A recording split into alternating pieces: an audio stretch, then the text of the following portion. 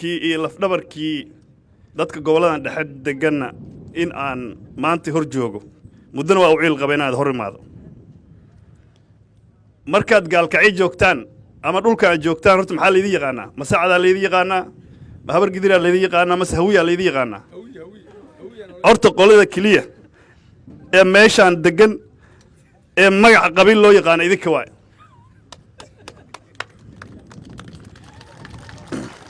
waa nasiib darra marka inaad meeshaas ka hoos martaan waxa hub meesha yaalla horta waxaan u gartay inay dhoolatus yihiin islaantii waxay tidhi bowdadan islaanti gabadhayda looguma dhalmadhali waay nin hagaraa ku jirto saacadoo ma hagaraa idinku jirta maanta ها وان شباب لغوني ساسو ها waxaa la yiri ninkii geeda inta tiri qurac ka tagay geeda ma tirin dagaal hawiye ku jira dawlad Soomaaliyeed ku jirta saacad kuma jiro horta dagaalkaas in aan lagu jirin media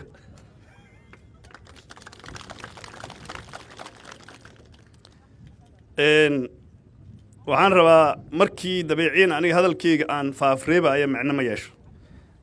hal liba arkaysan ma gogoltaa la yiri marka bacdama madaxweyne oo garab taagan wax badan dheel haayeen in wax uga dheelmaan ka baqa kowdhe dagaalo waa soo gasheen waana soo gali jirteen waxaan aaminsanahay dagaalka soo gasheen xaq u ahaa midka aan maanta ku jirtaana kuwii hore dhan waa ka xaqsan yahay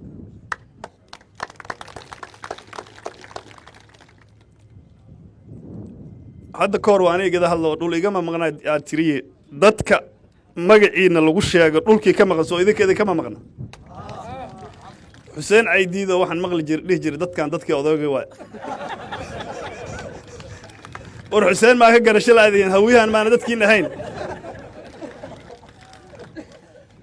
dadkan waa xorey kartiin xoreeya ilaahay idinku dhaarshay oo idinka kaligiin hays xoreynina waxaanu zuuga iyo waxaanu dabajeexa iyo waxaanu wiila looma baahna haddii shaab meesha laga saaray inaad sii haysataan madaxweyne sacad ha u xisaabin qabayl sida ciidanka xoogga dalka Soomaaliyeed ba uusan qabiil u ahayn ayaana sacad qabiil ugu xisaabi karin maahmaahiyada qaarkood fagaar laguma sheego laakiin markii meesheeda leedahay wax loo dan leeyahay waa la sheegaa nin ceyra oo aan xoolo badan lahayn hadda koor waxa la yiri islaamo badan oo guursaday ninkuna islaamaha badan waa rabiyaa la fiish inuu dhaqaashadana waa rabiyaa islaantiina 4 neef ama 10 neef u xiray reer 10 neef lana waa garan kartaa inta ka irmaanaan karta 3 ama 2 ka irmaanaan karta intaasna dacaana la safriyo ama la cabo ama ilma la siiyo ama wax loo goorsaato kama kala go'aan u gaar wuxuu yiri dhiilu meel dhigay islaantii buuxisa habeenkaas ay yarto yiri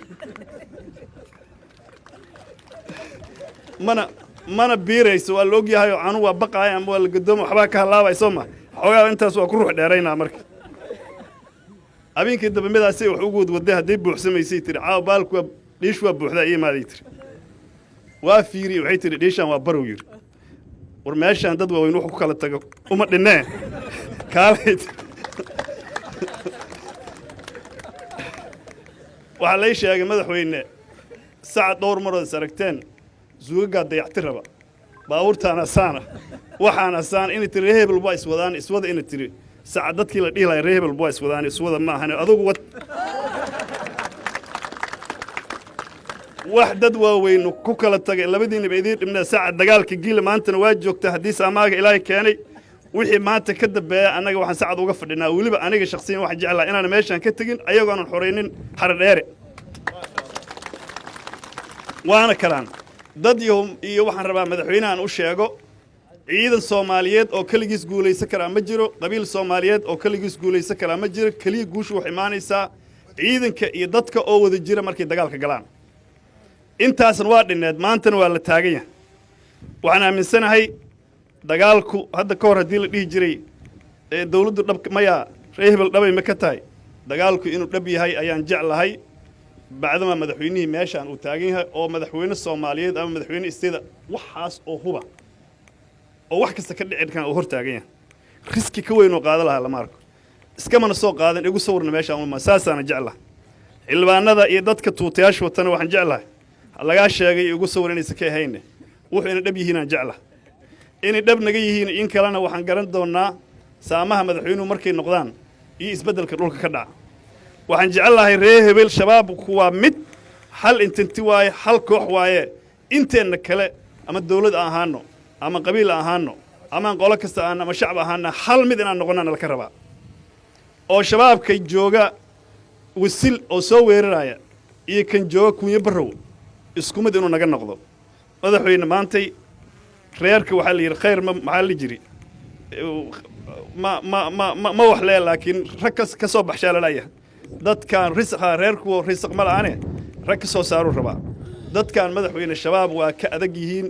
waana xoray karaan madax howlgeliso horgashay u baahan tahay waxaan rajeynaa inaad noqoto khayr aan isku ognahay dalka xoree waa xoray kartiin hadda ka hor annaga waa la soconnaa xabaddaad ka bilowdeen afka gaalkacyo waxaad ku geyseen dhoobley iyo meesha la yidhaahdo soo maahan libooya wiilashaas horta intay wax walo laga faa'iida maarata haddaa la rabaa in meeshii shabaabaa jireen la isugu tago khayr aan isku ognahay salaamu calaykum